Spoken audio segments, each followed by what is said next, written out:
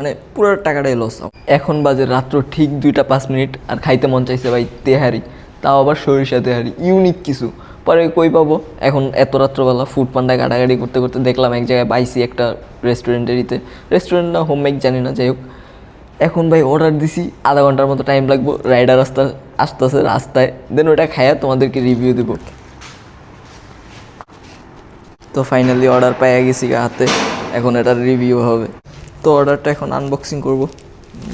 একটু সালাদ দিছে, লেবুর অনেক দাম, এটা বেচা হন ধরেন জায়গা জমি কেনা যাইব লেবু বিক্রি করে।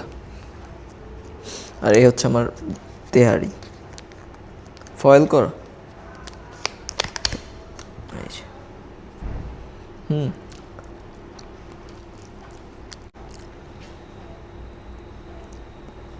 বিসমিল্লাহির রহমানির রহিম।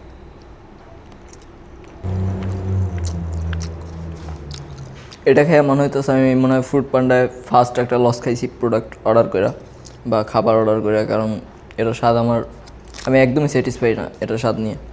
ওরকম আহামরিও কিছু না, ঝালও ঠিক নাই, মানে কি বলবো, লবণ মশলা কোনো কিছুই মিলতেছে না। মানে তেহারির যে একটা স্বাদ বা ইয়ে থাকে ওরকম স্মেলও নাই, মানে পুরো টাকাটাই লস আমার মনে হইতেছে। এর থেকে ভাত খাইলে মনে হয় বেস্ট ছিল।